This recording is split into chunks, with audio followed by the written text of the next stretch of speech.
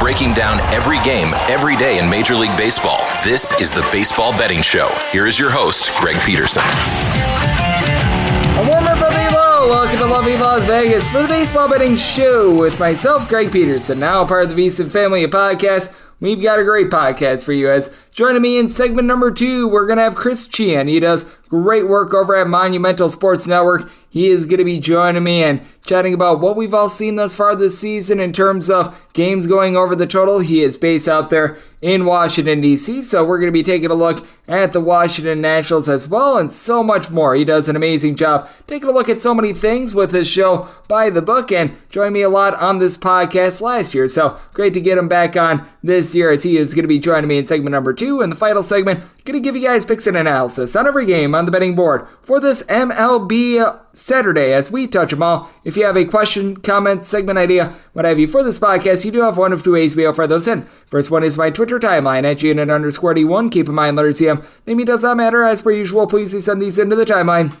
Other way is via an Apple Podcast review. If you rate this podcast 5 stars, it is very much appreciated. From there, you're able to fire and whatever you'd like to hear on this podcast via that 5-star review. Did get in one Twitter question today. Someone asked me if there's only one book of availability, which I know that some of you guys in certain states, you might only have 1 or 2 books available to you, and the juice on a total that I like is like -120, -125, something ridiculous. What would be my best recommendation? And if you only have one option and they don't give you anything alternate, then I would say try to see if you could get a little bit of a line move. But if you do have one of those books that they do offer a little bit of an alternate where you might like a total of 8 under, and I'm just spitballing something here, and you'd be paying a -125, but if you still like it at a 7.5 and you're able to get like even money, plus 105, that would be my biggest recommendation. Like I said, numbers are moving all the time, so if you don't have that option, I'd be waiting on a little bit more of a line move. Might be a little bit tougher to get plays on all these games if you're limited to just one book, but that is the way that I'd be playing it. If you've got a limitation of options and you've got some books that are hanging up like -120, -125 juice on some of these totals, if you really, really like it and if you got a tolerance, maybe you still lay it in spots that you really feel good about it, but that's the way that I'd be going about things. So that is my biggest recommendation to you. Hopefully that was able to be of assistance. Now let's take a look back at everything that we did see in the MLB on, well, for one game on Thursday and what we all saw on Friday. Tried to find some trends and try to get to know these teams a little bit better. Games from yesterday is Greg buzzing about. Here is the rowdy recap. Well, unfortunately, the DK Nation pick for Friday went down. I will go through that in a second, but the one for Thursday, we were able to get through on that one as we had the under in Brewers versus Padres, and I had to record this before this game was finished. 4-3, the under holds on in 10 innings as the Brewers get it done. Colin Rea, surprise start, and he was surprisingly good. Gives up 2 hits, one of those hits, a solo home run to Manny Machado, as that was his first home run of the season, but pitched really well. 6 strikeouts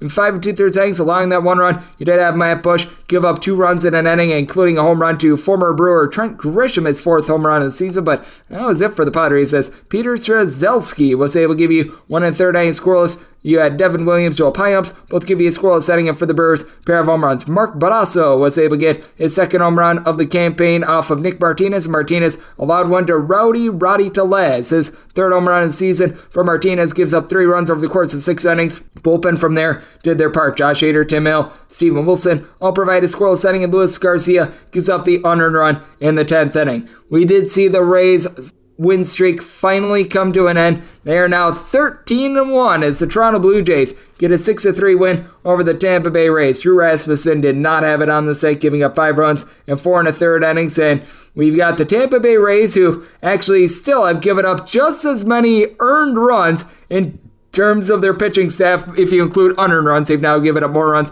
than they have home runs, but the pitching staff has now allowed as many earned runs as the team has home runs, as they were able to get a pair of home runs in this one. As Christian Bethancourt, he was able to get his 2nd home run in the campaign, and Josh Lowe, he was able to get home run number 3 of the campaign. Both of those come off of Yimi Garcia, who gave up 2 solo home runs in his inning of work, but Jose Barrios, who has not been terrific recently, gives up 1 run in 5 innings. He was able to keep the Rays at bay. Trevor Richards along Zach Pop. They combine for a scoreless inning, and Eric Swanson, Jordan Romano. They both get a scoreless inning. George Springer did go deep off of Rasmussen for his third home run in the campaign, and Colin Pooch, he gave up an unearned run in his inning of work before Yoni Chirinos came in. He stemmed the tide 3 2/3 innings, scoreless out of him. DK Nation write-up pick was on the White Sox money line, and second time this week, I had a team up by at least 3 runs going into the 7th inning, and they didn't come through. 6-3. The Baltimore Orioles were able to come back on the Chicago White Sox. As for the White Sox, just a bad performance from their bullpen, as Mike Clevenger looked really good in this one. Now, he did walk 5, but 6 scoreless innings, gives up just 1 hit. He was tremendous.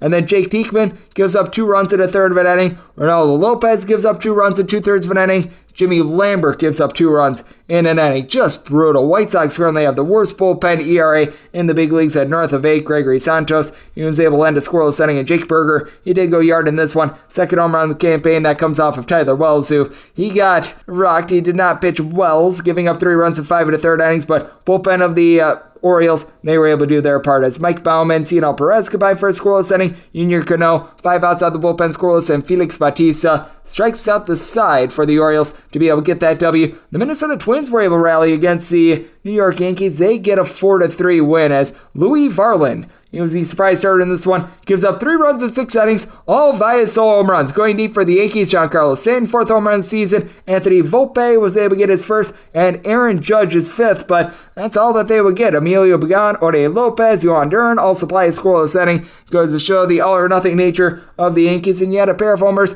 for the Minnesota Twins, as you had Carlos Correa go deep for home run number 2 of the season, and it was the first home run of the campaign for Kyle Garlick. As for the Yankees, Nestor Cortez gave up both of those. Both were home runs. He was solid 7 innings, giving up those 2 runs, but then Clay Holmes, who has been shaky since the back half of last season, he gives up 2 runs in the 8th inning. Wandy Peralta, a scoreless 9th inning, but Yankees unable to get anything other than solo home runs, so they go down in this one. The Philadelphia Phillies, they get it done against the Cincinnati Reds, 8-3 the final. As Taijuan Walker, very good start in this one, gets 4 punch-outs, gives up 1 run in 6 innings. From there, Sir Anthony Dominguez gives up a run in an inning. Connor Brogdon, an unearned run in the 9th. And Jose Alvarado, he strikes out the side again. He has been really good in this Phillies bullpen. I think that he had like 10 straight batters with a strikeout at one point this season. And you did get a home run for the Philadelphia Phillies out of a unlikely source. Armando Sosa was able to get home run number 2 of the campaign. That one comes off of Connor Overton, who he probably had the Overton as he gave up 5 runs in 3 innings. He certainly did help out with that. They don't call him Connor Underton. We will put it to you that way. Fernando Cruz, he gives up 3 runs in 1 2/3 innings. Remember, St. Martin, 5 outs out of the bullpen scoreless, and he did have 2 2/3 innings scoreless out of Kevin Harrigan, but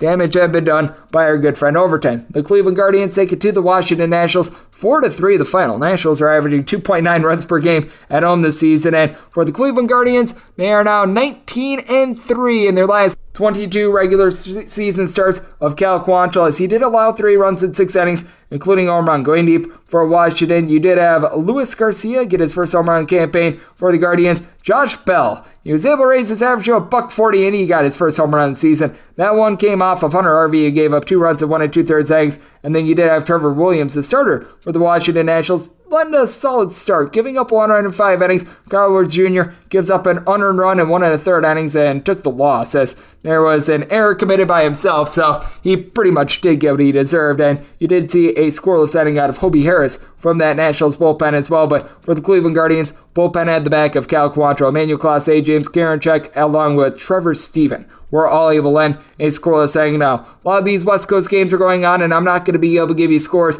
in terms of like Cubs, Dodgers, and what have you, unfortunately, since we've got bonus coverage of the Greg Peterson experience this weekend and next weekend on VSiN, so get all hyped up about that. I'll be in for our good buddy Jeff Parles, who joins this podcast quite a bit. I'll have some cleanup to do on the podcast tomorrow, but we did see the Boston Red Sox take down the LA Angels 5-3 the final. If you're looking for the show on Saturday and Sunday on VSiN, that is going to be actually 11 p.m. Eastern to 2 a.m. Eastern, Greg Peterson experience, so tune in there. But for the Red Sox, they were able to win this game because the Angels, they continue to not hit with men in scoring position. 1 of 14 with runners in scoring position. Patrick Sandoval, he lost 2 unearned runs in 3 2/3 innings. He was doomed in by a pair of Anthony Rendon errors. That was not too terrific, so he was badly hurt in this one. you had Jimmy Ergett. He got. He gave up a solo home run in his inning of work as Rafael Devers took him deep for his 6th home run season. From there, the bullpen didn't do bad. Jaime Barria, 2 scoreless innings. Aaron Loop does give up 2 runs, but once again,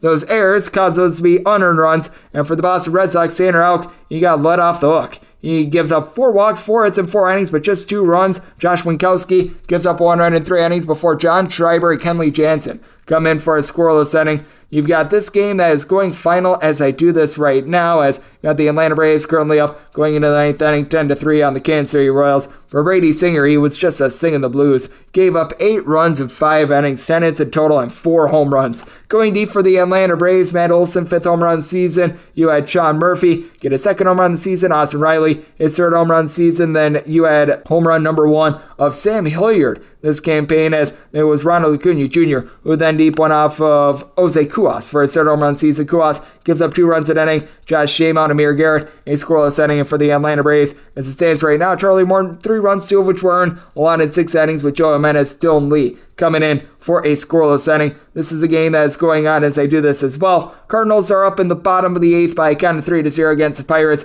Barring something drastic, they should be able to get this one done, as Yohan Oviedo, really good start for the Pittsburgh Pirates. He gives up 1 run in 7 innings, punches out 10, and Dwayne Underwood Jr. said has completely lit this game on fire. As for the St. Louis Cardinals on the flip side, the Woodford and Jake Woodford, 5 1/3 inning scoreless, allowed 7 hits, but kept it clean. Zach Thompson, 1 2/3 inning scoreless before Drew Verhagen was able to give you a scoreless inning, and through 8 innings, Pirates 1 of 7 with men in scoring position. This is one that I'm able to give you from the West Coast because this game looks like it's as good as done. The New York Mets put up 6 runs in the 2nd inning off of 3 hits on the Oakland A's. It is currently 6-0 as James Caprillion currently just getting completely destroyed out there. Kodai Senga, we'll see what happens there, but grand slam for Francisco Lindor, 3rd home run of the campaign. So we will see what happens there. And as I am doing this podcast as well, the San Francisco Giants and the Detroit Tigers, they are currently in the 11th inning, with the Giants having just taken the lead. They pretty much had a piggyback performance of Sean Manaea along with Jacob Junis, and with the Detroit Tigers, they have had to really dive into their bullpen, as Joey Wentz was able to give them 5 1/3 innings, giving up just a solo home run along the way. Mason Englert gave up 1 run in 2 2/3 innings. Tyler Alexander, I thought might be the starter for the team for this game on Saturday, as they are TBD at this point. 1 1/3 inning scoreless. You had Garrett Hill go a third of an inning, giving up 2 runs, and they are now relying upon Jose Cicerno going into what is probably going to be a bullpen game. Meanwhile, for the Giants, bullpen has been terrific, as you've had Scott Alexander, Camilo Doval both give you a scoreless inning along Tyler Rogers, so we're going to see what happens there. Sergio Estrada, J.D. Davis, both with home run number 3 of the season. And if you take a look at baseball right now, this is with quite a few results pending from Friday, but overs have still been profitable in baseball at a 55.1% clip. Overs are 103 and 84 if you're taking a look at non-pushes, and I believe that if you add in there the pushes, we've got 8 of those in total, and we've been noticing a lot of teams that have been favorites being able to win outright but unable to cover the run line. 28 in total, as favorites are 122 and 71 straight up, hitting at a little bit north of 63%, but 28 of those games have landed on 1 run, and if you take a look at just what we've seen the last 7 days in general, we've been seeing quite a few of these occurrences, as for our favorites, they've been able to do a really nice job of winning straight up, going 57 and 26, but 17 of those 57 wins have been by 1 run, and in that time span, 44 overs to 37 unders. So that's what we're seeing in Major League Baseball right now, and that's what we all got on Friday. Like I said, a little bit of cleanup on the show tomorrow because of Greg Peterson experience. It is this weekend and next weekend taking hold as well, but coming up next, we've got a great experience with Chris Cichon. He does amazing work over at Monumental Sports Network. We're going to be talking with him a little bit about the Washington Nationals, the hot start to the season for the Tampa Bay Rays, and Saturday's games right here on the Baseball Betting Show with myself, Greg Peterson, now a part of the VSiN Family Podcast. Are you ready to become a winning sports bettor? Schedule a call with SBIA to find out how their service can make you a long-term winning player. They've developed an innovative algorithm that maximizes units returned, and they are so confident in their system that they offer a money-back guarantee. Sign up by October 31st and get their MBA package at no cost until they reach 10 net units. They treat sports betting like a business. So if you want to learn how to make your sports betting dreams a reality, visit them at SBIA1.com and check them out on social media at SBIA Sports. Breaking down every game, every day in Major League Baseball. This is the Baseball Betting Show. Here is your host, Greg Peterson.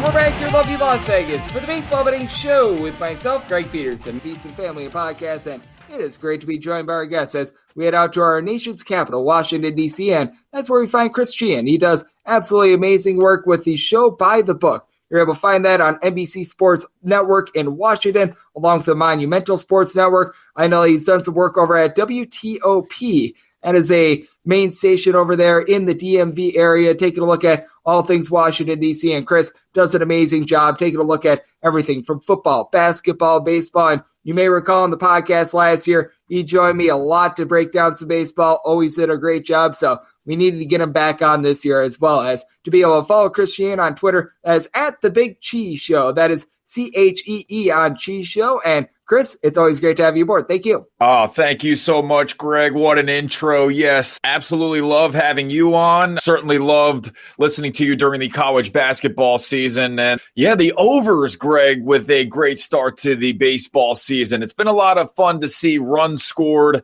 and seeing these rule changes kind of affect the game in a positive light. I was one who personally, where am I going? I got a kid now. I can sit on the couch for hours and watch a baseball game. I was wary of the pitch clock and if it would hurt these pitchers, but I think it's been a positive, no doubt. Yep, it has been a positive, and there have been some pitchers that have been a little bit more affected than others, but I do think that by and large, in terms of the product itself, it has been very helpful, and for just betting on these totals as well, I do think that there are a lot of factors to take into account, because I do think that the shift has allowed for more base hits. Batting averages are unquestionably up this year, but I also do think that the ball is a little bit juicier this year, and I've just noticed that the drag rate, when I take a look at the advanced analytics, that is up in baseball right now, and let's just call it what it is. We've got many more home runs this year than last year. There's a couple different prongs to it, because I also think that we've had a bit of better weather this year as well, but I just think that overall, this is a bit more of a scoring environment, and if you were trying to utilize the numbers from last year, that's really been hurting you, because it has been a bit of an overfest thus far this season. Yeah, that's certainly true there. And, you know, looking at a guy like a Corey Kluber, for example, coming into this year, I know I backed him on opening day for the Red Sox. He was somebody who had an outstanding walks per nine rate, one of the best of his career, yet, you know, had some trouble in his first start. So, yeah, you certainly, and Chris Bassett, I know you pointed him out on the podcast as well, too, and we saw the velocity on his sinker and four-seam fastball, for that matter, dip a little bit here. So I don't know if that's necessarily a rule change thing or a new environment thing. It's been kind of tough to handicap some of these starting pitchers. Even a guy like Brito for the Yankees, who had such a great start, then he gets blown up against the Twins. So really, by and large, you want to try and back Tampa Bay Rays pitchers, right? They've been the most consistent, but then you have Jeffrey Springs getting hurt, so that's a bit of a concern. I'm trying to ride this over trend out here, Greg, because as you point out in basketball and in baseball, things eventually do kind of regress to the mean, and we might see some of these aces really start to kind of figure out some of these hitters here, and some of the weaker teams like the Washington Nationals, who don't produce home runs whatsoever, continue to dwindle, and some of these young hitters get figured out. So see how it plays out. Absolutely, and I will actually hit upon that Nationals versus Guardians game here in a few minutes, but without question, the most notable team this baseball season thus far has been the Tampa Bay Rays, and you mentioned it. Things do regress to the mean a little bit more, and I do have a little bit of fear that the Rays might be having some of that bullpen use catch up to them, because we know that the Rays, they are very free-flowing with their bullpen to start out with. They're going to trust in it quite a bit, but it's been a little bit more by necessity. You mentioned that start by Jeffrey Springs. He goes just 3 innings, and then he gets injured. He was rocking and rolling, and the team was able to get a nice, easy win over the Boston Red Sox. But how much fear do you have that there is going to be some regression with the Tampa Bay Rays? Because here's a shocker. When it comes to the end of the season, unlike what we saw going into Friday, the Tampa Bay Rays won't have more home runs than earned runs allowed from their pitching rotation. That's just the way that baseball works. And I do think that there could be some very good opportunities to fade the Tampa Bay Rays, perhaps even starting on Saturday, where it's most likely going to be an opener and then Josh Fleming situation going for the Rays, which I consider to be pretty much their worst starting option. I mean, no doubt about it. I've seen Josh Fleming in person at the Trop, and he's kind of in the Ryan Yarbrough category now amongst Rays fans. Like, all right, we know that you're our stretch guy, but you allow too much contact, and, hopefully like a Louis Patino or Glasnow or any of these guys can stay healthy through the course of a season here. But, and Rasmussen too, they're going to need him. But yeah, this Rays team, Greg, I remember early April last year and these names like Josh Lowe and Taylor Walls hitting at the bottom of the lineup there. They were not producing at a high level. And I know that coming into Friday's action, you had 4 guys in the lineup here, including Isaac Paredes with double-digit amount of RBI, Wander Franco being now fully healthy, and Randy Arozarena swinging a hot bat. WBC probably helped him out there. Brandon Lau is pretty much the one. I don't know if he can sustain this. I mean, how could he?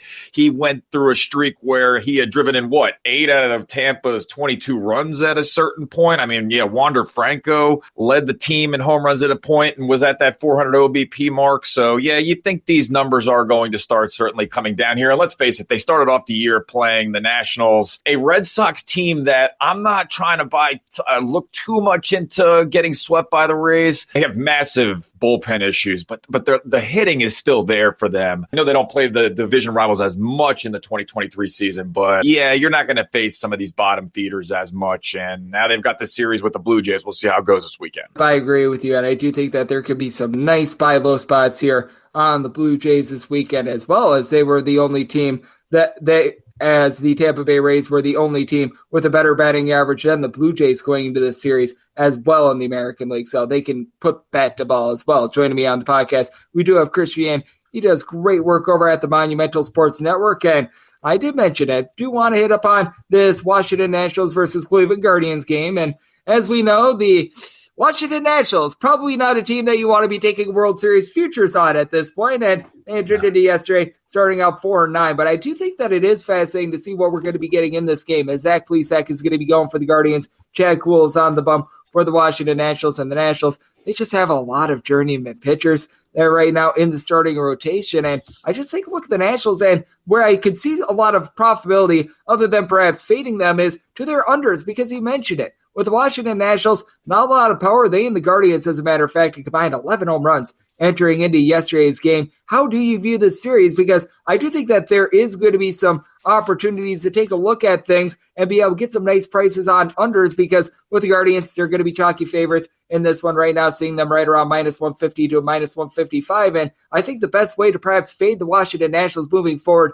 is by taking a look at unders. Oh, yeah, absolutely. I mean, coming into Friday, the two teams with the least amount of home runs, 11 combined, were the Guardians and the Nationals. Jose Ramirez did not have a home run coming into this series as well. Now, in every single game, except for one, he has a hit, so he's certainly still producing. But again, on this podcast, pointed out plenty of times, you talk about a Guardians team that just does not hit for power in general. They brought in Josh Bell to kind of be that producer. He did get a nice ovation coming back to D.C., but somebody who is getting a 2-year contract, $33 million, he's one of the older players on this Guardians team and just not producing. Ahmed Rosario, somebody who homered the other day, but by and large, I trust him more defensively than I do with his bat. Josh Naylor, when he's hot, he can really hit, but I mean, he was going game after game, it felt like, where he wasn't producing whatsoever. And then look at this Nationals team. I mean, Dom Smith hitting in the 2 spot, a guy that just couldn't work out for the New York Mets, sort of the odd man out there. And Keibert Ruiz, just not really inspiring names. Lane Thomas, CJ Abrams. There's no major power threats. There might be a juiced up crowd on Saturday, perhaps, as we are going to be having Josiah Gray bobblehead day at Nats Park. And he has been somebody I have been massively critical of, that Scherzer Trey Turner trade to the Dodgers. You should have gotten more for such a cornerstone player like Turner. But anyway, Josiah Gray has turned out to be pretty good so far. We'll see how he does against this Guardians team. But certainly it's tough to trust the Nationals outside of, Mackenzie Gore starting at this point. But another thing, Greg, that you've pointed out too before, and I agree with, their bullpen's not that bad. I mean, Hunter Harvey was an Orioles prospect for a number of years, Erasmo Ramirez with the Rays for a couple. So they're going to allow them to hang in there for a little bit, but still one of the worst teams in baseball. And I probably wouldn't bet them very much, and certainly like your approach with the unders. Yep, and to your point as well with that bullpen, they're actually 9th in the league in bullpen ERA since the All-Star break of 2022. So combining back half of the year last year with the early first 12 or so games of this season, they've actually been halfway decent there. So want some good value to those unders, as Chris Cichon does great work over at Monumental Sports Network. He's joining me on the podcast. And when it comes to the slate for Saturday, we talked about a few games. Obviously, the Tampa Bay Rays versus Blue Jays game is going to be one with all eyes on it, whether the Rays are 13-1 or 14-0. We're doing this as that Rays versus Blue Jays game for Friday is taking place. But is there another game or two that you take a look at and you think that there's either going to be a prime betting opportunity or just a team in general that maybe you're a little bit questionable about and you want to see a bit more out of them in this early portion of the season? Couple of games I've got my eye on here, Pirates and the Cardinals. Steven Matt's not somebody over the years that I want to be backing from a standpoint when it's a $1.95 favorite. I'm seeing Caesars Friday night here. I mean, Contreras acquired in that deal, in the Jameson Taillon deal, somebody who can pitch pretty well and has some nasty stuff there. So I'll be taking a look at that game. Orioles against the White Sox. You take a look at this White Sox team. They don't walk whatsoever, especially against righties. But they are a team that I think can take advantage of a Kyle Gibson who, look, not somebody over the course of his career has been anything special. 4.52 career ERA. He's the highest paid player for the Orioles, actually, if you can believe that, at a $10 million contract. Like Elias, I mean, he has built a nice quartet of players here. Ryan Mountcastle, we just saw the 9 RBI day. Adley Rutschman. I was at the Easter Sunday game where he homered. The fireworks were going off. The exit velocity on that one was just outstanding there. So you've got Anthony Santander. He was dealing with the back issue, but I believe he is, fully a go now here. So maybe an over spot with Michael Kopech pitching at about even money I'm seeing. So I'd certainly like to fade Kyle Gibson. So those are really 2 games in the afternoon on Saturday I'll be taking a look at. Always like to fade Ryan Feltner and the Colorado Rockies. So maybe an over spot in the late action too Saturday.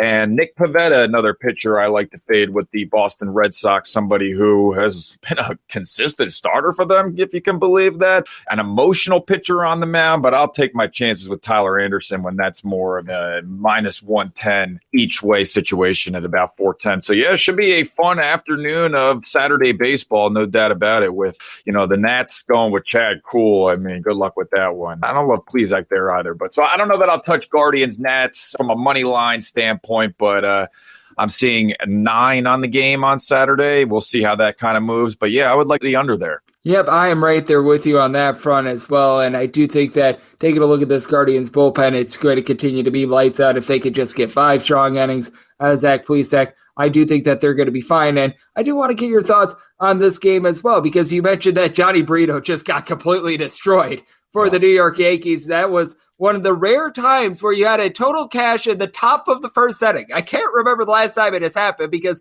you've seen totals cash in the first inning. Typically, it's not the top of the first, but the Minnesota Twins entered into yesterday with a nice 9-4 start. Right now, they are losing to the Yankees as we record this, with Louis Varland getting a little bit of spot start. But I do think that this is one of fascination with the Yankees off to a relatively solid start to the year, and the Minnesota Twins bringing in the likes of Tyler Mahle, Pablo Lopez and company. And I do think that this Minnesota Twins team could be a force out there in the American League. And I think that that's a really sneaky bullpen to take a look at as well, with them being a little bit of a plus 120 or so underdog in the spot. Yeah, and imagine if they had Luis Arraez still part of this lineup here. I mean, they acquired Pablo Lopez. Nobody's complaining there. That's been certainly working out for them too. So working out for both sides. But yeah, I am totally with you on the Twins. And I heard Rocco Baldelli do an interview with SiriusXM a few days ago, and he basically talked about how Byron Buxton will be DHing moving forward just to ensure that, listen, we need you at the plate to be hitting. And if you play in the field, it's not going to be an everyday thing. But Trevor Larnach is doing a good job and driving in nearly 10 runs here coming into Friday. And you acquired Michael A. Taylor, who played for a winning organization, the Nationals a long time ago, it feels like at this point. Christian Vasquez is a catcher I certainly always liked behind the dish. Wanted the chance to be the everyday starting catcher. Or as everyday as you're going to get in Major League Baseball being a catcher. He's getting that opportunity here. Just kind of fell into their lap that they got Carlos Correa back, somebody who had a strong end to the season last year. Joe Ryan, the future looks bright for somebody like him. And when we're talking about an AL Central division, I still like the White Sox there. Gotta like them, but you're still going to have a couple of bottom feeders that you play in the Tigers and the Royals who aren't there yet. Did you see Javier Baez and the ridiculousness of that the other day? So ultimately, I do like the Twins' chances to continue to be a competitive baseball team. And here's the thing I always say about the Twins. Imagine if they get all the way there, and then they can play home games. I've never been to Minnesota, but I'd imagine playing home games in November in the World Series. That would be pretty advantageous for them. They got to get there. They barely even win the postseason, if not at all, but yeah, I like the Twins' prospects for the season. Yep, the Minnesota Twins have been sort of like your buddy at the bar. Right when the moment gets hot and heavy, they completely fold. And it's not been great for them, to say the least, in the postseason. But at the very least, they've been able to do a little bit of something. But Chris, you always do a great job when it comes to taking a look at so many different things. You're over there on Monumental Sports Network. You do an incredible job taking a look at football, basketball, baseball. You're going down the list. You do it. I know that you and Meg McDonald have a little bit of everything covered, and you do your shows over there from the home of the Washington Wizards, which we aren't going to be seeing any Wizards games for quite a while, unfortunately. But that said, hopefully things will be getting back to where we're going to be seeing postseason basketball for them in a year or two. And I know that you're doing a great job just taking a look at the entire sports landscape. So let the good people at home know what's all on tap for you and how people can follow along on social media and other platforms. Absolutely. At the Big Cheese Show on Twitter, where we post our plays in Major League Baseball, which I've had a nice little start to. Meg McDonald, my co-host on By the Book, she is a golf expert. So if you're into that space, certainly want to check that out there. And yeah, on Instagram, Big Cheese Show as well. A lot of baby pics. I'm a new father and certainly enjoying life there and introducing my daughter. As a Yankees fan, that's what her mother is, so she's following her mother there. I'm kind of an Orioles-Rays hybrid fan, so she's going with a more, Yankees approach. So thanks, Greg, for having me on. I appreciate you, bro. Absolutely, and I am a neutral party in this, being a Milwaukee Brewers fan, so I'm just used to pain. So there is that aspect of it, but Chris does amazing work over in our nation's capital, taking a look at so many different things, and every single time he joins this podcast, always lends tremendous insights. A big thanks to Chris for joining me on the Baseball Betting Show, now part of the VSiN family of podcasts. And coming up next, it is that time of the podcast to give you picks and analysis on every game on the betting board for this MLB Saturday as we touch them all. Breaking down every game, every day in Major League Baseball. This is the Baseball Betting Show. Here is your host, Greg Peterson. We're back here in lovely Las Vegas for the Baseball Betting Show with myself, Greg Peterson, now part of the VSiN family of podcasts. Always great to get Chris Cichon aboard. He does amazing work over there at the Monumental Sports Network, doing a great job with his show By the Book, which you're able to catch every Monday through Friday. He's out there in our nation's capital, where hopefully better baseball will be coming sooner rather than later, but he's doing an amazing job locking it down over there, taking a look at so many things. Everything from football to golf, baseball, you name it. Chris does it, and every single time he joins this podcast, lends tremendous insights, much like he did today. So, big thanks to Chris for joining me on the Baseball Betting Show, now part of the VSiN family of podcasts. Now it is that time of the podcast. I give you picks and analysis on every game on the betting board for this MLB Saturday as we touch them all. If a game is listed on the betting board, Greg has a side and a total on it, so it is time to touch them all. Do note that, as per usual, any changes that are made to these plays will be listed up on my Twitter feed at GNet_D1. We are going to be going in Las Vegas rotation order. This is where we go with the National League games first, then the American League games, any Interleague games. Those are going to be at the bottom. That'll keep things all nice, neat, clean, and easy. And between the leagues, it is all separated in time order. So let's start with this first National League game of 9:51, 9:52 on the betting board. The Pittsburgh Pirates walk the plank to St. Louis to face off against the Cardinals, as Steven Matz is going to be going for the Cards and Oronce Contreras is on the bump for Pittsburgh. Pittsburgh anywhere between a plus 165 to a plus 170 road underdog. Meanwhile, anywhere between minus 182 and minus 195. Your number on St. Louis, 8.5 is the total, over and under, anywhere between minus 105 to minus 115. Seeing a stray 9, and that 9 has under juice of minus 125. The over is plus 105, but mostly seeing 8.5, and 8.5 I am willing to go over. I set my total at 8.6, so see a small edge there. You've got a St. Louis Cardinals bullpen that is okay, but Ryan Helsley hasn't been himself since the back half of last season. He's been looking a little bit better recently, but been a bit of a struggle for Andre Palante. I like Giovanni Gallegos,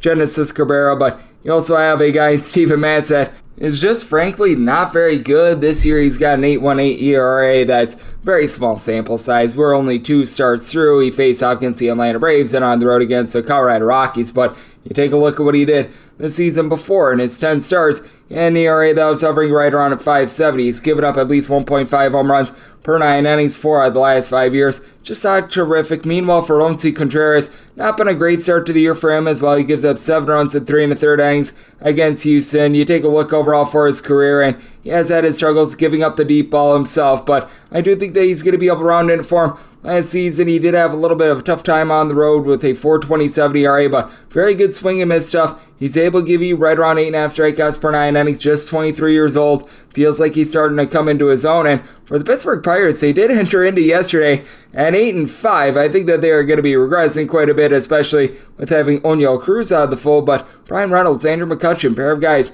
hitting north of a 300 going into yesterday, with Brian Reynolds slugging out 5 home runs. Now, you're going to need to get more from the bottom of the fold. Guys like Jax Wisniewski, along with Mark Mathis, Austin Edges, Cannon Smith, and Jigba. These guys, they all entered into yesterday hitting below a 200, so been a very top-heavy lineup. Meanwhile, for the St. Louis Cardinals, the offense is not the problem with this team. You take a look at their starting lineup yesterday, and they had 2 guys hitting below a 262, including having Nolan Gorman slug out 4 home runs, Nolan Arenado, Paul Goldschmidt, a combined 3 home runs going into yesterday, but both guys hitting north of 320. You know that they're going to be able to round into form. St. Louis has Brendan Donovan, who hit a 340 at home last season, so they're going to be fine on that front. Just all about the pitching with them. And for the Pirates, their bullpen leaves a lot to be desired as well, but you do have a pair of guys I do like in Chase DeYoung along David Benner, who have been able to hold down the fort. Now, looks like DeYoung is probably going to be out of the fold for this game, which means that you are going to be more prone to guys like Dory Moretta, Rob Zanarski,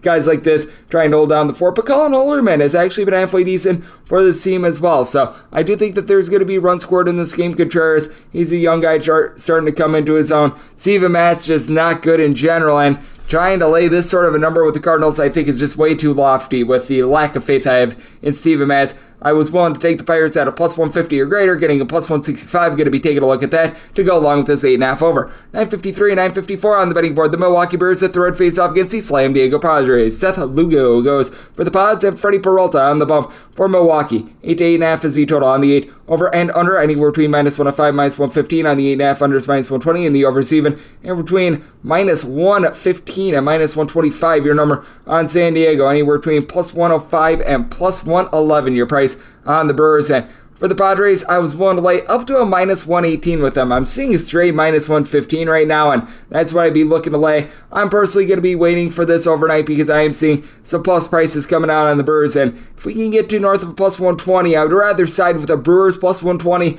rather than lay a minus 120 on the Padres. So I'm in a bit of wait and see mode as I'm doing this on early openers as I do this podcast. But Freddie Peralta has been terrific to begin the year. He's won 6 innings in both of his starts, giving up just 1 run, starting to look like that all-star that we saw 2 seasons ago. Last year was just a little bit of an injury-riddled year. 2 years ago, posted up that 2.81 ERA. Has always had a little bit of an issue with the walks even that season. He was giving up in that neighborhood about 3.5 walks per 9 innings, but this guy performed really well on the road last season with a 2.51 road ERA last campaign, giving up about a half home run per 9 innings. And Seth Lugo, a guy that's really been a reliever by trade, he has looked really good in the starting rotation thus far. Combined 13 innings against the Colorado Rockies and the Atlanta Braves, giving up 2 runs. Now, he did have 4 walks in his last start. That it was always a little bit of an issue. Then you do have with Seth Lugo. You take a look at him coming out of the bullpen last season, and his walks per 9 rate, that was in the neighborhood about 2.6, 2.7. So he's able to lock it down there. It does give up a little bit of hard contact, but good news for him, he's playing in San Diego. Now, the bad news is this is a day game. Ball is going to fly out in San Diego much more during the daytime than the nighttime, and the Brewers, they are a little bit of a feast or famine team. They had 4 guys entering into yesterday with at least 3 home runs. Rowdy Tellez, Garrett Mitchell, Brian Anderson, Willie Adames, but they really don't move the line too much when they're on the road, as they're hitting as collective away from home, right in that neighborhood about a 220, so that's been a little bit of an issue for them. And the San Diego Padres just have not been able to generate runs at home or on the road. You go back to last season, 3.7 runs per game at home, 4.9 runs per game on the road this year. It's been a little bit rough in both aspects as they entered into yesterday, hitting a 225, and that's with Xander Bogaerts living up to his billing thus far this season, hitting a 340, 4 home runs entering into yesterday. Got Juan Soto, who's hit 3 home runs, but he's hitting 200. I mean, can we talk about his struggles for once? Because I feel like a lot of people have not done it, and he hasn't been that good. He hasn't lived up to his contract as of right now, but that's a discussion for another day, as Soto, Trent Grisham, you're able to throw in there Austin Nola, Jake Cronenworth, Matt Carpenter, all hitting at 200 or lower entering into yesterday. Manny Machado slugging out just 1 home run. And for the Padres, bullpen has not been terrific. Josh Hader has been amazing, who they picked up from the Milwaukee Brewers, but Brent Honeywell, Domingo Tapia, Nabel Crisman, these guys need to pick it up. And Crisman is a guy that I really liked last season, and they go up against a Brewers bullpen that entered into Friday number 1 in the big leagues in terms of bullpen ERA. They got a good start out of Colin Ria to even help them out even further, as guys like a Peter Strzelski, you're able to throw in there Matt Bush, Hobie Milner, Joel Payamps. These guys have all been able to deliver. I think Payamps is the only guy in the bullpen with north of a 3.5 ERA thus far this season. Devin Williams is able to do a nice job of being able to close things out. Now, the Brewers have had to use that bullpen quite a bit just because I believe that they're on a stretch of something like 14 or 15 straight days without a day off, but I do think that Freddie Peralta is going to be able to shove. I think that Seth Lugo is coming into his own as a starter as well. This ballpark suits him very well. It keeps some of those balls that might be flying out in other ballparks within the confines in this ballpark at Petco. So it is a total that I did set it at 7.2. I'm going to be looking at the under in the spot, and with the Brewers, we'll take them at a plus 120 or greater. At current numbers, we'll be looking at that minus 115 with the Padres, but I personally will be waiting to see how this thing shakes out in the AM. 9:55, 9:56 on the betting board. The Cincinnati Reds, yes, we are on to Cincinnati. They're playing those the Philadelphia Phillies. Matt Stram is going to be going for the Phils, and Graham Ashcraft is on the bump for the Reds, and the Reds are anywhere between plus 120 to plus 125 underdogs. Anywhere between minus 132 to minus 140 is your number on Philadelphia. 9.5 is your total. Unders anywhere between minus 110 and minus 120. The overs anywhere between even and minus 110. And this is a total that I set at 9.2, so you're at a 9.5. Going to be looking at the under with the Cincinnati Reds. Was willing to take a plus 117 or greater, pretty much seeing plus 120 or higher across the board. So I'm going to be willing to ride with this plus price. Matt Stram is a guy that has really risen up my pitcher power rankings with his first few starts of the season. Made a appearance against the Texas Rangers, and then he got thrusted into the starting rotation. He's given up a combined 5 hits and 9 innings across his 2 starts.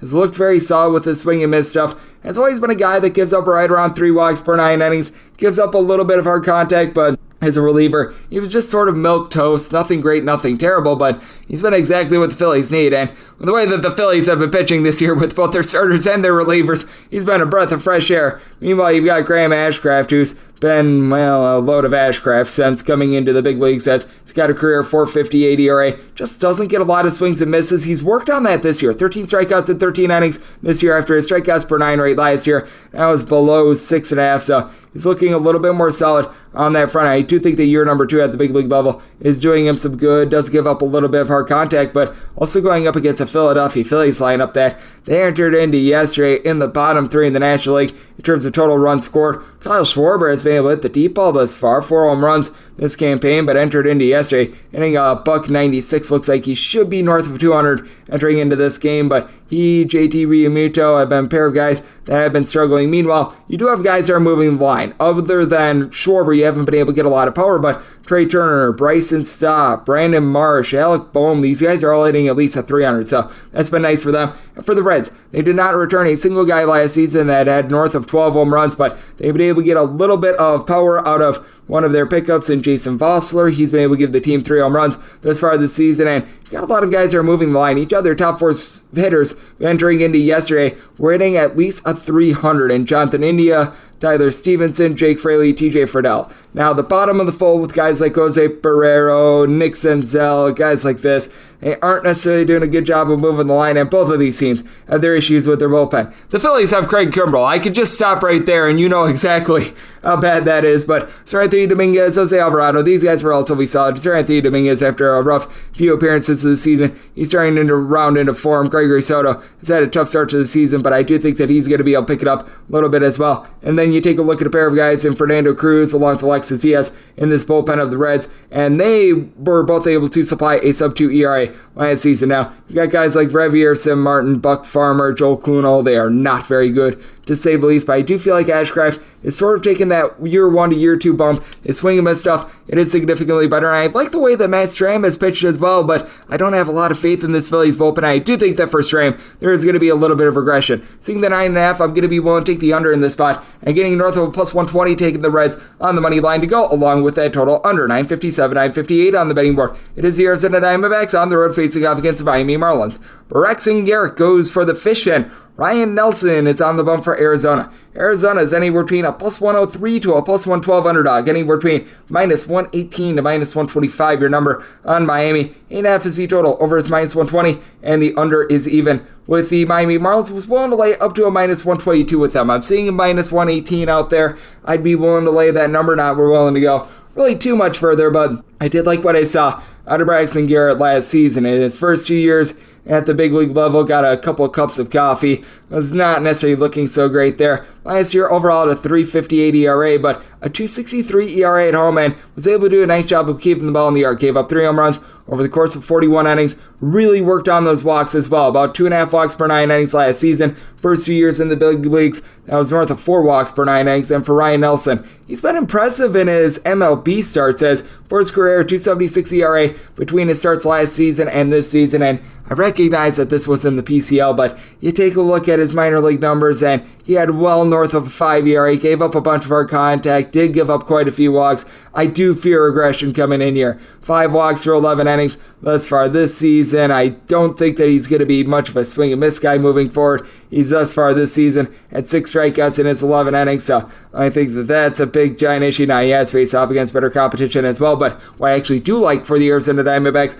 their bullpen. They pick up a pair of guys in the offseason in Andrew Chafin and Miguel Castro to go along with Kyle Nelson. Nelson had a sub-3 ERA last season. Scott McGough is not someone that you necessarily trust in too much. I believe that he spent many, many years away from the United States. Luis Frias is not necessarily amazing as well, but for the Miami Marlins, I like the pickup of A.J. Puck, but now they've got JT Chargois on the injured list, Uskar Brazobin, Matt Barnes. These are not necessarily too trustworthy of guys, but both of these offenses, they do have their deficiencies, especially with power. You've got a Diamondbacks bunch with Christian Walker, who hit 30-plus home runs last season, but he's off to a really rough start this season. Entered into yesterday below the Mendoza line with 200 with 2 home runs. Now, Evan Longoria is hitting above a 300. He's been able to do a good job pounding some home runs, but I mean, guys like Josh Rojas, Nick Ahmed, and Gerardo Perdomo are hitting above a 375.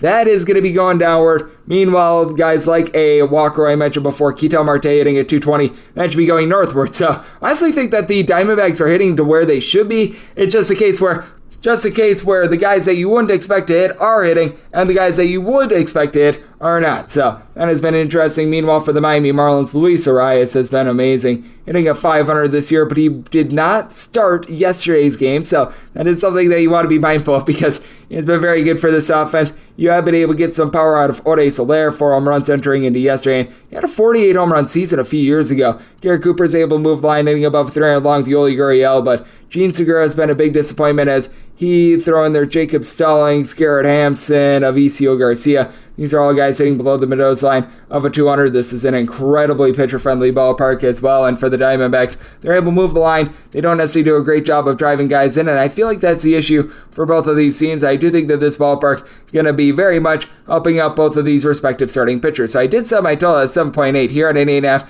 Going to be taking a look at the under with the Miami Marlins. Want to lay up to a minus 121. With them seeing a minus 118. Going to be going with the fish. You go along with that under 959, 960 on the betting board. You've got the Chicago Cubs hitting the road face-off against the LA Dodgers, as Michael Grove is going to be going for the Dodgers, and Jameson Taillon is on the bump for the Cubs. And the Cubs between plus 140 and plus 145 underdogs, any between minus -152 and -165, your number on the LA Dodgers. With the Dodgers run line, by the way, finding that at a preliminary +125 to lay a run and a half, 9 is the total. Unders anything between -110 to a -115. The overs anything between -105 to a -110. And with the Dodgers, was willing to take a +120 or higher on that run line. So I'm going to be taking a look there. I mentioned this on the podcast a few days ago, but the fact that the LA Dodgers, since the beginning of the 2022 season, entering into last night, they had won 118 regular season games. 102 of them have been by multiple runs. They either win the game by multiple runs or they just lose outright, which makes it very good for taking run lines. And Michael Grove,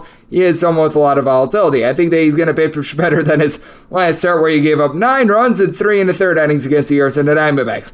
He had one more out than runs allowed, and for Michael Grove, he is a little bit of a work in progress. At home last year, he did have north of a 5 ERA. His home runs per 9 rate last season was hovering right around 1.8, but Jameson Taillon has not been sharp to start out the year as well. He's given up 8 runs, 7 of which were earned over the course of his first 9 innings of the season. And for Taillon, he had really good command last year, giving up right around 2 walks per 9 innings, but he was giving up about 1.35 home runs per 9 innings. Opponents were hitting off of him right around about a 247, 248 or so, so that's not necessarily amazing, and this is not a good Cubs bullpen. You bring in Michael Fulmer, along with Brad Boxberger, they're relatively solid, but guys like a Julian Merriweather, Michael Rucker, Adbert Alzolay, hard to have a lot of faith in them. Meanwhile, the Dodgers, they had the top bullpen ERA in the National League last season with having guys like Evan Phillips, Caleb Ferguson, Yancy Almonte, Alex Vesia all supplying a sub-3.3 ERA. Though the LA Dodgers are a little bit depleted from last year, they no longer have Justin Turner.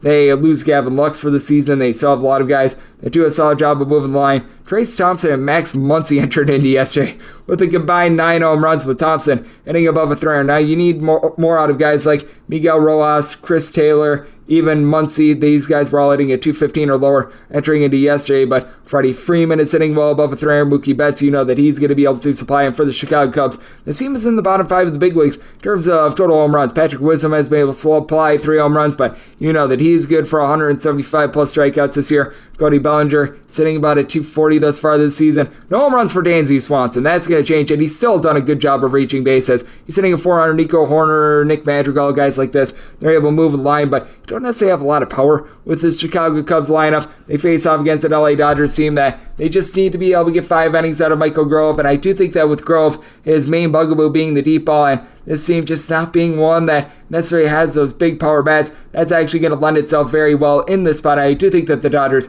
are going to be able to get to Jameson Taillon, someone that towards the back half of the year last year, he was really giving up some hard contact. So going to be willing to take the Dodgers on the run line, getting a +125 to lay a run and a half, and I did set my total at a 9.1. I think that Grove is going to surrender some runs. I do think that the Cubs play some small ball, and I think that the Dodgers, as they always do, because they led the National League in terms of total runs last season, they're going to be able to supply some offense as well. So looking at the 9 over and that Dodgers run line, 961, 962 on the betting board. It is the Minnesota Twins in the road face-off against the New York Yankees as Domingo Germán is going to be going for the Yankees, and Tyler Mahle is on the bump for Minnesota. Minnesota is an underdog of anywhere between +120 and +128. Meanwhile, between -132 and -140 is your number on the Yankees. 8.5 is the total. Unders between -110 and -115. The overs between -105 and -110. And with the New York Yankees, set the -128 on the money line. I need at least a +128 to take a shot on the Minnesota Twins. And right now, we are creeping up to that spot. Right now,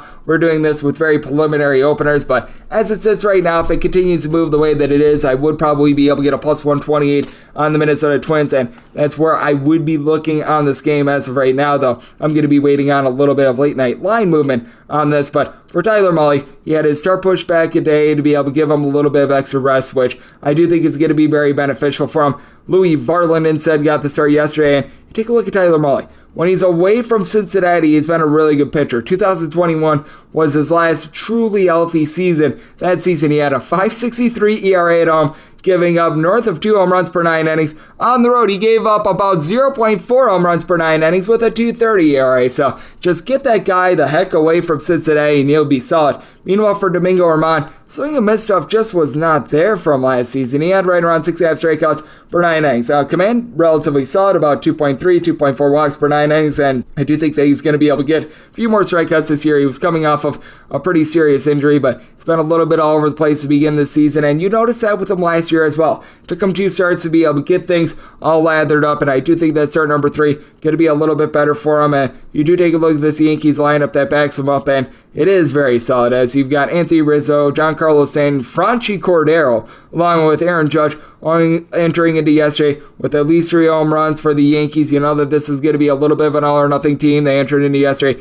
and get 241, though. Rizzo, Gleyber Torres, Aaron Judge, they all entered into yesterday, hitting at least a 298. You got to figure that you're going to be able to get a little bit more out of guys like Oswaldo Cabrera, DJ LeMahieu, both hitting at 263, entering into yesterday. Anthony Volpe and company at the bottom of the fold have been rough, but that top end of the Yankees lineup has been terrific. And for the Minnesota Twins, this is not necessarily a big bopper lineup. You have been able to have Michael Taylor go off for 3 home runs. That is not going to be continuing, but have a lot of guys that move the line. Donovan Solano right now hitting north of 300. Byron Buxton had really good home run numbers last year, but that's not necessarily who he is. He was dealing with injuries all season long. Feels like that speed is back for him. I think that he's going to be more of a doubles guy this season. Carlos Correa entered into yesterday, hitting right around about at 222. Kyle Farmer at 230. These 2 guys should be able to pick it up. Joey Gallo has 3 home runs thus far this season, but those all came very early, and it feels like he's starting to regress. But I do like this Minnesota Twins bullpen. Yohan Duran is able to throw 100-plus miles per hour. Jorge Alcala, Giovanni Moore, and these guys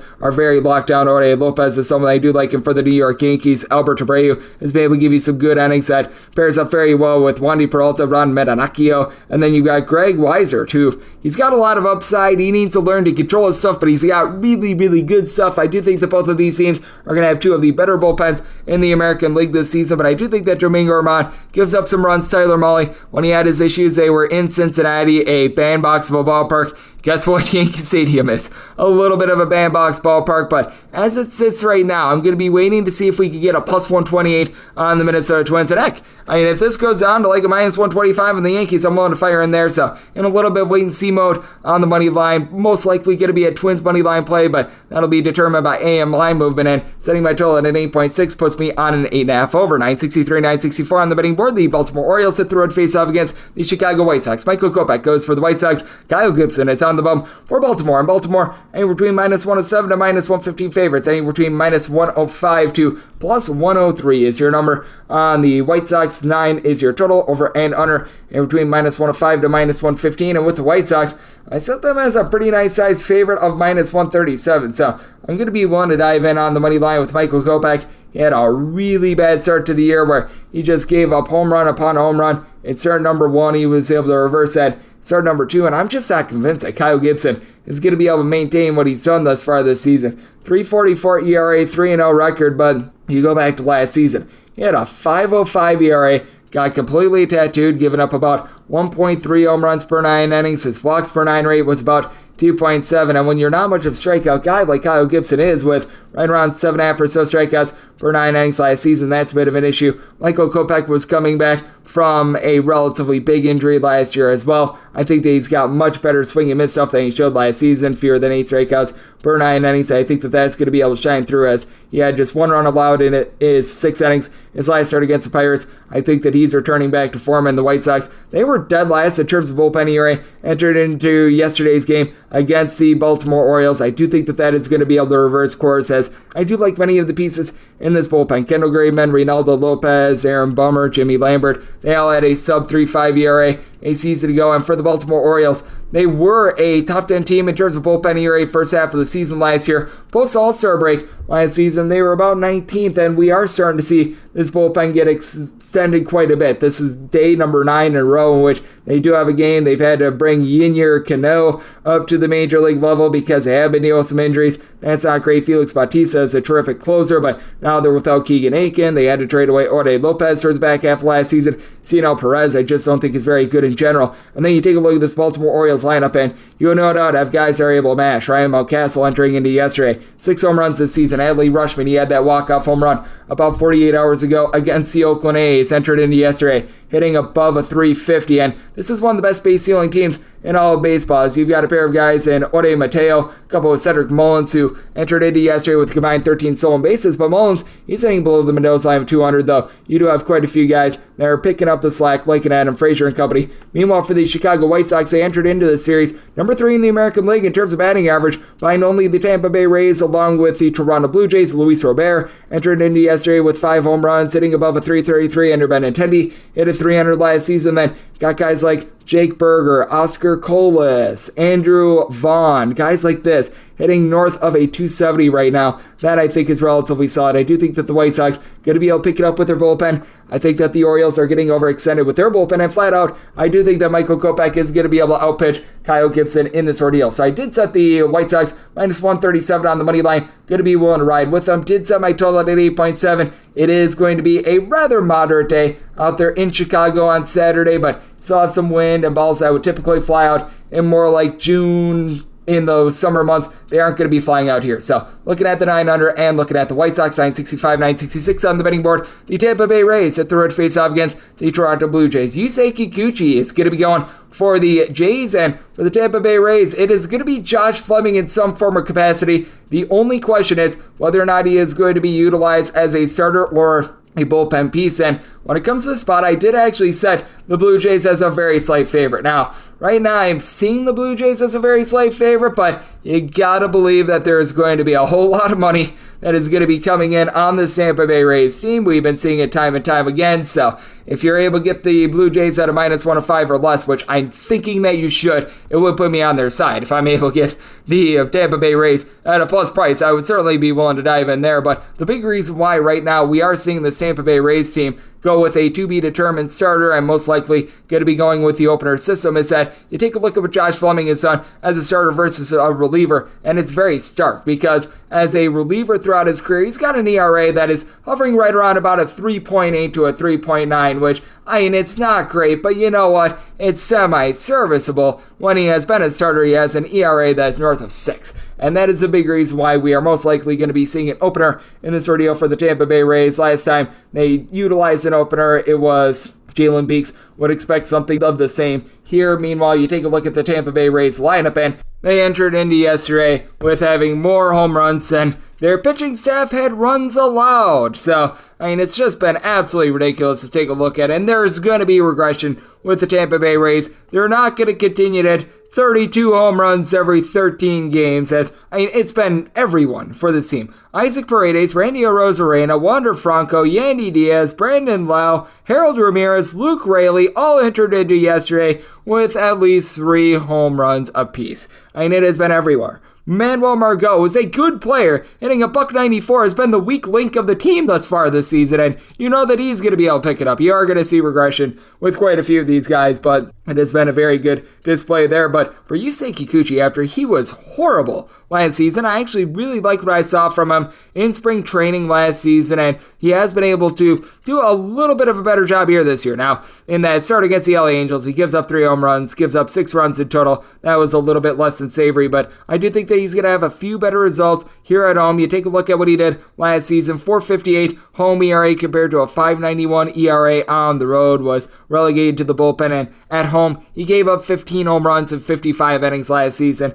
Part of that was him being bad. Part of that as well was a little bit of bad luck, and his walks per 9 rate north of 5 last season. That's not terrific, but for the Tampa Bay Rays, you do have to fear that a little bit of the bullpen use is going to be catching up for them because they only got 3 innings out of Jeffrey Springs a few days ago. Now, this is a bullpen that you got a bunch of guys like Beeks, who I was mentioning before, Jason Adam, you're able to go down the list, Colin Pooch, Ryan Thompson. All these guys are set up to be able to go multiple innings, which does help them out, but at some point, bullpen use is bullpen use, and the Rays, they've utilized their bullpen more than darn near anyone else in baseball entering into that game on Friday. Meanwhile, for the Blue Jays, this is one of the better bullpens in the big leagues, as Joe Romano is a rock-solid closer, Yimi Garcia, Anthony Bass, these have been good pickups in recent years. Adam Simber is someone I like, Tim Meza is able to give you some solid innings. And for the Blue Jays, they entered into yesterday second in the American League in batting average behind only the Tampa Bay Rays. You got Vlad Guerrero Jr. entered into yesterday, hitting north of a 400. Matt Chapman has been absolutely on fire. I know that he's been dealing with a little bit of a stomach virus, but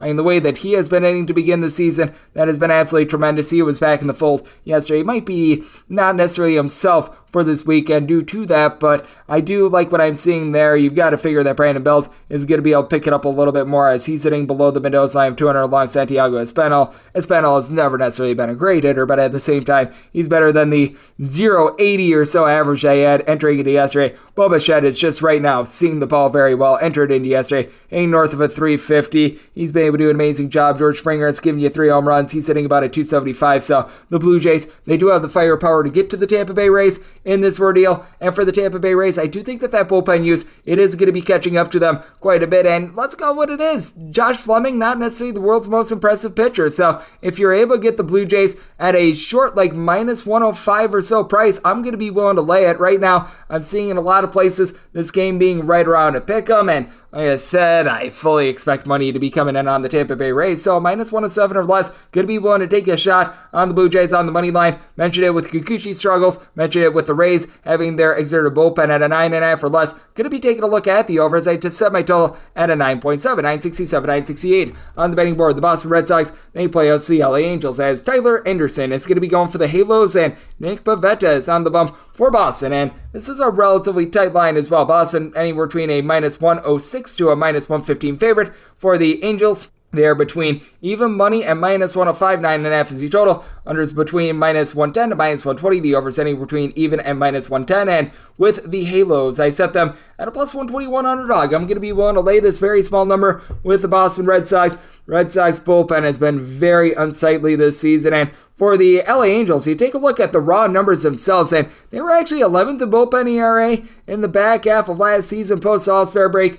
Don't have a lot of faith in them. Guys like a Jimmy Harrigan, not necessarily too trustworthy. Ryan Tepera, very much up there in years. I actually do like what I've seen out of Matt Moore the last 2 years. Last year, he had an ERA hovering right around 2 with the Texas Rangers, but that mitigates a little bit of the trepidation that you've got with this Boston Red Sox bullpen that stinks. You've got Caleb Ort along with someone like a Zach Kelly. These guys have been absolutely horrible. Ryan Brazier, Richard Blyer, there's no trusting in them. And then you've got Kenley Jansen, who I recognize that he had 40-plus saves last season, but if you've ever bet on a game that involves Kenley Jansen coming on to close, that's not necessarily too terrific. Now for Boston, they are still without Adam Duvall. He is currently on the injured list, and that's a big deal. He was hitting a 455 with 4 home runs through 8 games, so that hurts some. But you still have Alex Verdugo moving the line, hitting right around in 300. Rafael Devers off to a good start to the year. Entered into yesterday with the 280 average, hitting 5 home runs, but you need the bottom of the fold to pick it up, as you've had Christian Arroyo, Tristan Casas, Kike Hernandez, Masataka Yoshida all entered into yesterday, hitting a 217 or lower, though Yoshida, his on-base percentage still was relatively rock solid. And then for the LA Angels, you know what to expect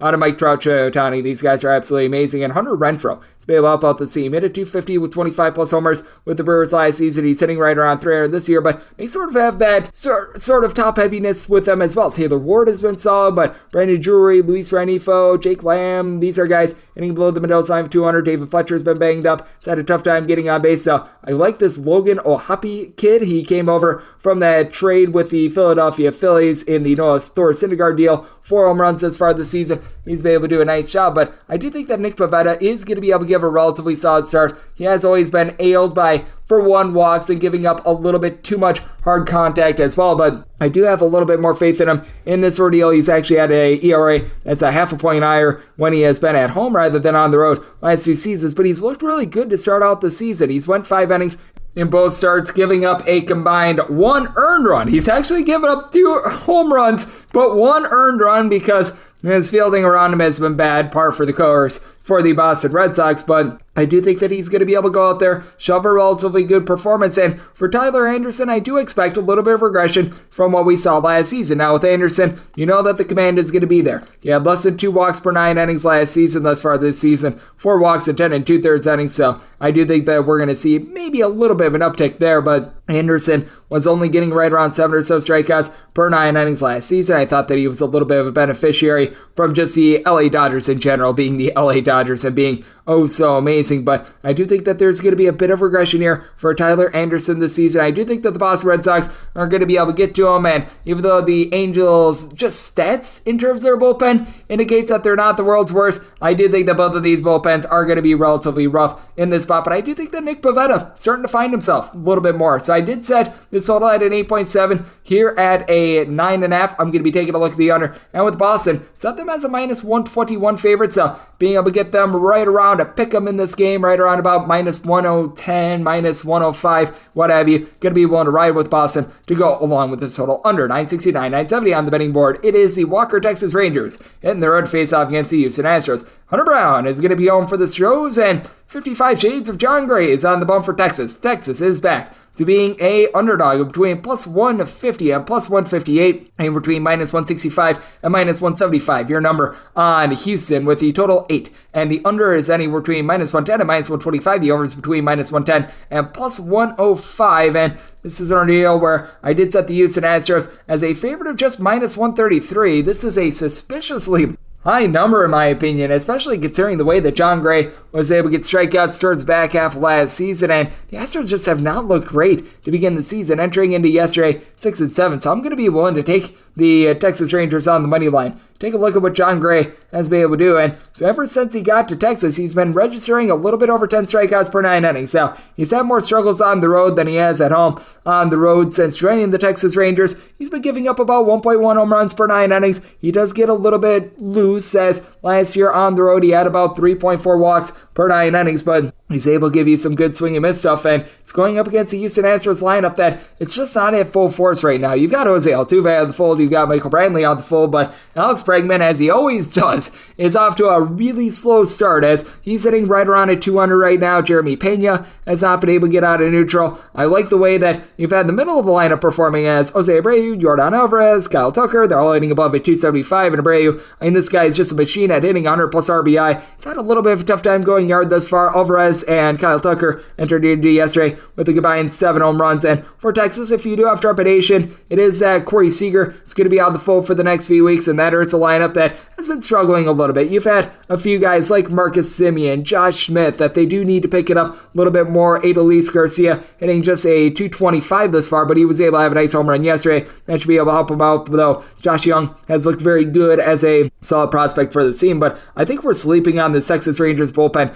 just a little bit. I'm not saying that it's amazing, but Jonathan Hernandez, Jose Leclerc, Brock Burke, all guys that had a sub-3 ERA last season. I think that Cole Ragans has really found a home in this bullpen as well. And for the Houston Astros, they had the number 1 bullpen in terms of ERA in the league last year. I feel like you had like 5 guys have career years, though, as you had guys like Hector Neris, Seth Martinez, Ryan Stanek, Brian Abreu, Rafael Montero, all give you sub-3.2 ERAs last season. Those are all going northward right now. And when it comes to Hunter Brown, I think that this guy's going to be very good in like a year or two, but right now the command is just not there with him. He has given up 5 walks in his first 11 2/3 innings thus far this season. You go back to his minor league numbers, and he was giving up right around 3.5 walks per 9 innings. I do think that he's going to do a good job of being able to not give up a lot of super hard contact, but I do think that those walks are going to draw him out of this game a little bit early. John Gray, he does have some command issues as well, but I feel like he's been able to address those quite a bit, and I do think that he's going to be able to give the better start in the spot. I did set my total at an 8.1. I do think that for the Astros, they're going to find a little bit more with their offense, but I think that the Rangers are going to be big-time beneficiaries of Brown knocking himself out a little bit early in this game, and that bullpen of the Astros just maybe having a little bit of a heightened ERA compared to maybe what they deserved last season. So a spot where at an 8, I'm going to be taking a look at the over, and anything above plus 135, taking the Rangers on the money line. 971, 972 on the betting board. The San Francisco Giants hit the red face-off against the Detroit Tigers. It is to be determined for the Tigers, and Anthony DeSclafani is going to be on the bump for the Giants. This is a game that's off the board because it is a TBD starter. I'm thinking that the Tigers are going to be going with some sort of a bullpen game. If Tyler Alexander doesn't start, he's probably going to be seeing some bulk innings in this spot. That's sort of how I handicapped it. I just put Tyler Alexander in the spreadsheet as a placeholder starter, but I think whether he starts, whether he comes in as a bulk guy, we're probably going to be seeing a lot of him in this game, and it is a spot where with Tyler Alexander as a starter, I did make the Tigers plus 169 in this spot, so I would need at least a plus 170 to be able to take a shot on them. Now, with Anthony DeSclafani. He did not pitch much last season. He was dealing with injuries, but he has come back and he has looked really good, giving up 1 run in 12 1/3 innings thus far this season, and he has really been a guy that you're able to bank on. Now, he's going to have a little bit less support around him as they had to use up the Giants did Sean Manaea along with Jacob Junis, more of their long guys yesterday, as they pretty much piggyback off of one another. And for the San Francisco Giants, you do have a couple okay pieces in the bullpen. Camilo Duvall, Scarlett Alexander, both of these guys last season had a sub-3.2 ERA. You've got Rogers squared and Taylor Rogers. Tyler Rogers has gotten off to a good start to the year. Taylor Rogers has an 18.90 ERA. If your ERA is northward of the year that the Civil War began, that is not great, to say the least. But that's it for the San Francisco Giants. What the team does a very good job of is their platoon splits. They were without Darren Ruff towards the beginning part of the season. He's back at the fold, and I just have a lot of guys on this team that are probably going to hit, when it's all said and done, for right around about 20 to 25 home runs. You don't necessarily have that one guy that's going to go out there like the world on fire, but entering into yesterday, you had so many guys that had supplied 2 or 3 home runs. You had a pair of guys in Michael Conforto along David Villar with 3 home runs, and then you had Jock Peterson, Thairo Estrada, J.D. Davis, Brandon Crawford, Mikey Stremski, Wilmer Flores, all with 2. So this is very much a balanced whole is greater than some of its parts sort of team that does a good job of just going matchup by matchup against these pitchers. And for the Detroit Tigers, they were able to put up some runs yesterday, but this offense stinks. They entered into yesterday with 8 home runs in their first 12 games of the campaign. Just has not been going great on that front. Javi Baez, maybe he got something into his skull that he needs to hustle, as he had just 1 RBI entering into yesterday. He had a pair of RBI yesterday, so that helps him out a little bit, but got so many guys like a Nick Maton, who I mentioned before, in Baez, Eric Haas, Jonathan Scope. You're able to go down the list of guys that are currently hitting below the Mendoza line up to under Riley Green, moves the line hitting about at 235, but you really don't have any power with the C. Miguel Cabrera is about 500 years old, and assuming that the Tigers are going to be taking more of a wholesale approach, they just don't have the same bullpen that they had last season. They had last year Gregory Soto, someone like Joe Jimenez, guys that were able to hold down the fort, Andrew Chafin, that were all doing a solid job for one of the better bullpens in the big leagues. Now you've got Jose C. Serrano, who had a nice year last year, but you're having to rely upon Alex Lang, Jason Foley, Chasen Shreve, Trey Wingenter to give you innings, and these are not very good relievers, to say the least. So it is a circumstance that, with it being Giants pretty much against Tyler Alexander / a bullpen game, which Alexander does have some starting experience. He's got an 18.64 ERA this far this season, but he was able to make a few starts during the 2022 campaign at a 3.77 home ERA with a 5.66 ERA on the road, giving up about 1.6 home runs per 9 innings. Assuming that we're going to be getting that, said the Giants minus 169 on the money line. I'd be willing to lay a price with their run line, as I'd be willing to lay up to about a minus 110 or so, and then I set my total at 8.2, so 8 or less. Going to be taking a look at the over, 8.5 or higher to the under. Now we get my DK Nation write-up pick. This is going to be 973, 974 on the betting board. It is the Cleveland Guardians that they hit the road face-off against the Washington Nationals, as Chad Kuhl goes for the Nats and Zach Plesac is on the bump for Cleveland in Cleveland. And between minus 154 and minus 165 favorites, anywhere between plus 140 and plus 148. Your number on Washington. 9 is the total. Over is minus 115. The under is minus 105.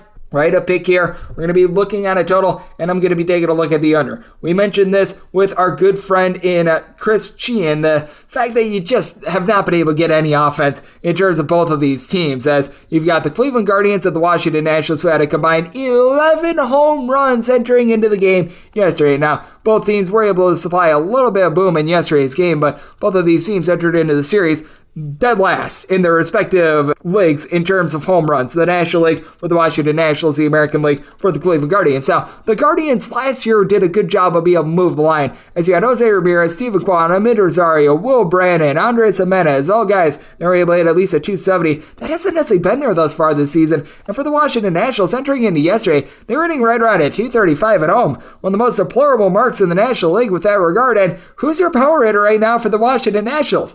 The only guy that has multiple home runs right now is Jimmy Candelario.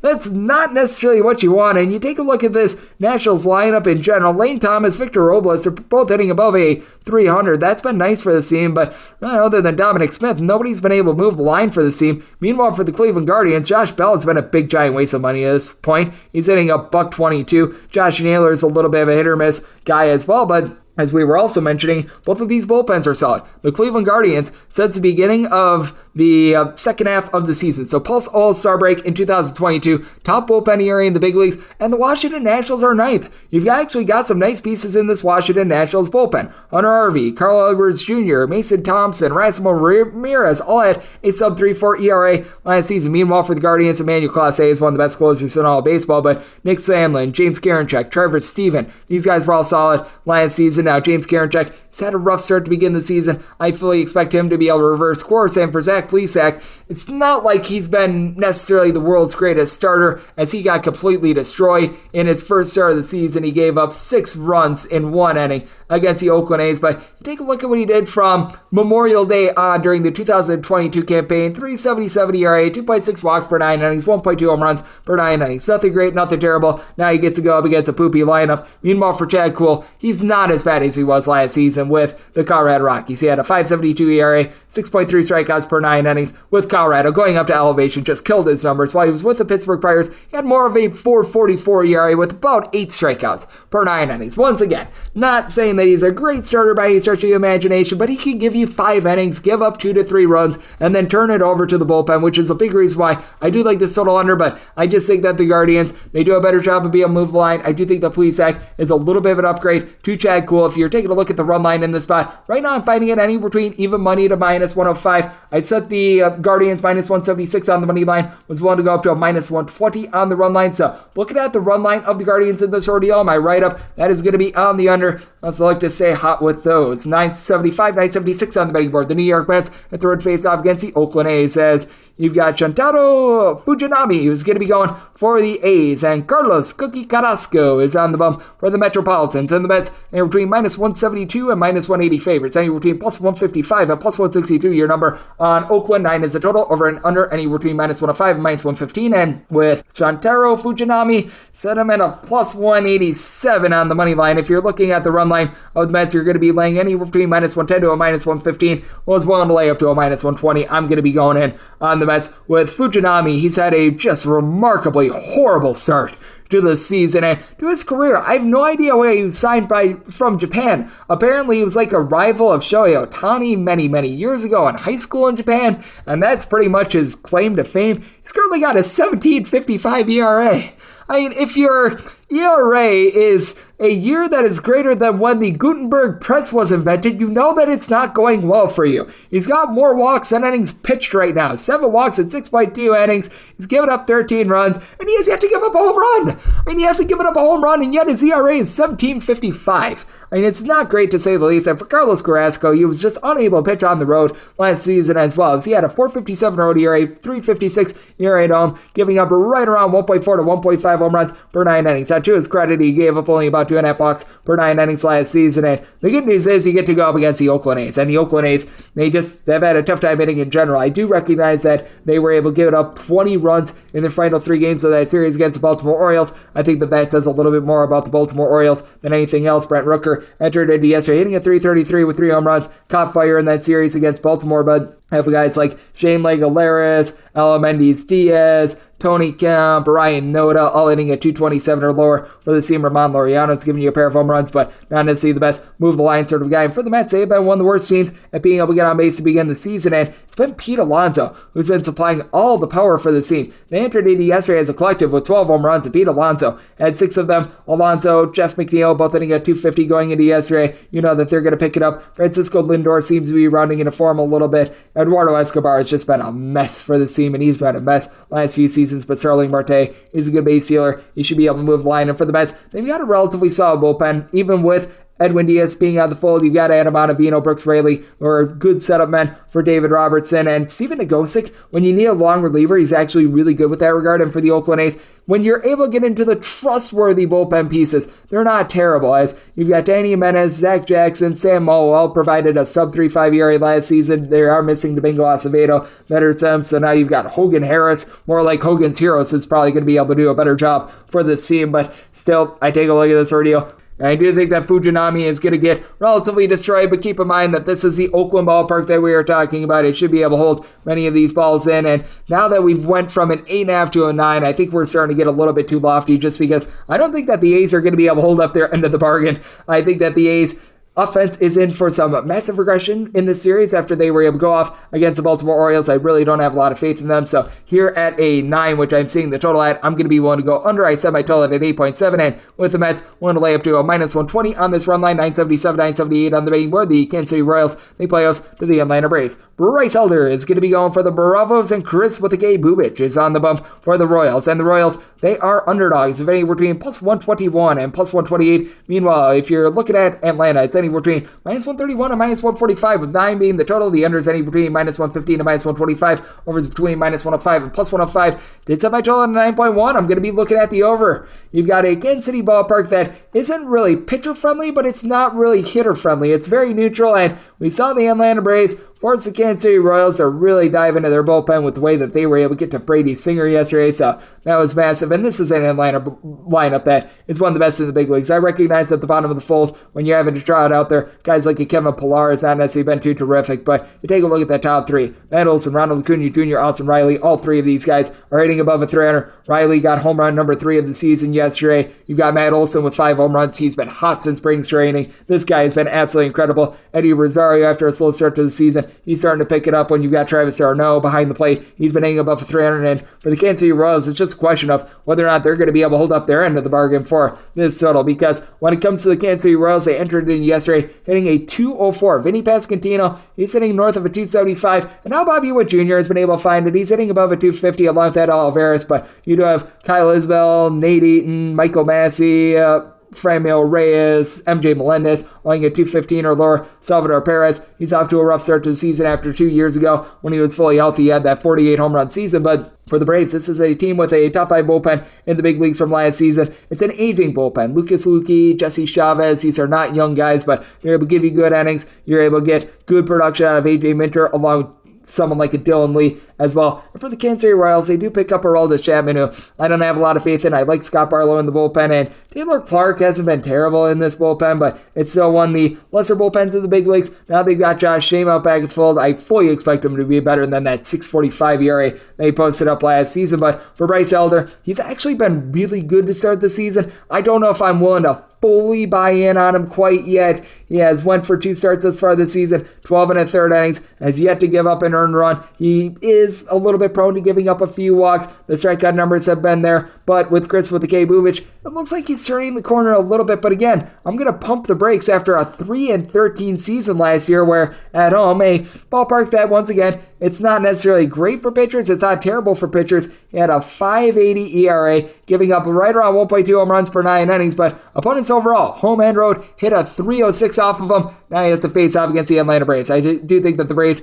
get to him and get to him in pretty grand fashion. I do think that Elder is the better pitcher in this spot. If you're looking at the run line of the Atlanta Braves, getting between a plus 110 to a plus 115, I was willing to lay minus 115 in this spot. I set the Braves closer to a minus 175 on the money line. So I'm going to bypass the money line. I'm going to be looking at that plus price on the run line with the Atlanta Braves, counting on their offense, and going to be taking a look at the 9 over. And we wrap things up with 979, 980 on the betting board. The Colorado Rockies set the road face off against the Seattle Mariners, with George Kirby going for the Mariners and Ryan Feltner is on the bump for the Rockies. And the Rockies, they are massive underdogs, anywhere between plus $2 and plus 210. Meanwhile, anywhere between minus 225 and minus 240 is your number on Seattle. 8 is the total. Over is between minus 110 to a minus 115. Under is anywhere between minus 105 and minus 110. And I just think that this is overreactionary. Ryan Feltner stinks. But getting $2 with the Rockies is getting $2 with the Rockies. I'm going to be willing to take a shot here. George Kirby is someone that I really like in terms of command. He had right around 10 punch-outs per 9 innings, but because he does so much in terms of trying to not walk guys, that means that there's a lot of balls in the zone. And for the Colorado Rockies, they always have very demonstrative home and road splits when it comes to their offense. I feel like early on in the year, though, they aren't as demonstrative because they haven't had to go to and from elevation as much. I think that these splits are going to be taking on more towards May, June, July, the dog days of summer is when it really wears on them, and you've got some power with this team. CJ Cron, he's already went deep 4 times thus far this season. Batting average has left a little bit of something to be desired, but you've got a lot of guys that are moving the line, like Elias Diaz, Elias Montero, though Montero, he's dealing with a little bit of an injury, Jonathan Daza, Chris Bryant, all these guys hanging at least a 285 for the team, so that has been solid. You do have a Rockies bullpen that It is very rocky when it's at home, but on the road, I do feel like it could be a little bit more trustworthy. They're bringing Brad Hand. Pierce Johnson lit that game on fire against the St. Louis Cardinals a couple days ago. I'm still salty, but Brent Suter, someone that was relatively solid with the Brewers. That's good for the team. And they go up against the Seattle Mariners team that they are currently without one of their main closers in Andres Munoz. Penn Murphy, Paul Sewald, these guys are nice. Matt Brash has been a little bit shaky in the bullpen thus far this season, though, with a 4.50 ERA. Diego Castillo, he's not a guy that I necessarily trusted too much. And for Ryan Feltner, it's never really come together for him. I wish it would, but it really hasn't. A career 6.27 ERA. His strikeouts per 9 rate is right around 8, but he does get a little bit loose with the walks, nearly 4 walks per 9 innings, but I do think that he's going to be able to perform a little bit better on the road this season. He actually had a better road ERA than he had a home ERA last season, so that's something a little bit encouraging with him. And for the Seattle Mariners, this team was third worst in the big leagues last season in terms of batting average, and they've had a tough time being able to move the line. This is going to be a nighttime game out in Seattle, so that is going to be of the advantage of Feltner as well as Teoscar Hernandez. Big time pickup during the offseason. He's going to be able to hit. The question is when. He started out the season with 3 home runs and a .216 average entering into yesterday. Last 2 seasons with the Blue Jays, a combined 57 home runs, hitting a .279. Colt Wong hitting a .105 is insane. He's hit at least a .249 in each of the last 6 seasons, but you've got Eugenio Suarez, Ty France, both hitting well above a 300. They've done a great job on that front, and Jared Kelenic, he hit a ball that I don't think has landed in Chicago quite yet a few days ago. He has actually been incredible for this team, but guys at the bottom of the fold, the entirety of the catcher spot, even Cal Raleigh, they just haven't been able to get on base too much. Raleigh just 1 home run thus far this season. Julio Rodriguez has been okay, but bottom of the fold has not really helped out the Seattle Mariners. I think that that's going to keep things relatively low scoring. The Colorado Rockies typically have a better ERA when they're on the road rather than when they are at home. That's just because of elevation in general, and I do think that this is going to be a little bit of a low-scoring slog. Semi-total 7.8, so looking at this 8 under, and I'm going to be willing to take north of $2 here with the Colorado Rockies, and that will wrap things up for the Saturday edition of the Baseball Betting Show, now part of the VSiN family of podcasts. If you do like hearing from this fine podcast, the Baseball Betting Show, you're able to subscribe wherever you get your podcasts, Apple Podcasts, Google Play, Spotify, Stitcher, and TuneIn. If you have a question, comment, segment idea, what have you for this podcast, you do have one of 2 ways to be able to fire those in. First one is my Twitter timeline at GNN_D1. Keep in mind, letters EM, they mean does not matter, so as per usual, please send these into the timeline, and the other way is via an Apple Podcast review. If you rate this podcast 5 stars, it is very much appreciated. From there, you're able to fire on whatever you'd like to hear on this podcast via that 5-star review. A big thanks to Chris Cichon over at Monumental Sports Network for joining me in the last segment. Going to be with you guys every single day throughout the baseball season, and that means I'll be with you guys once again tomorrow. Thank you so much for tuning in.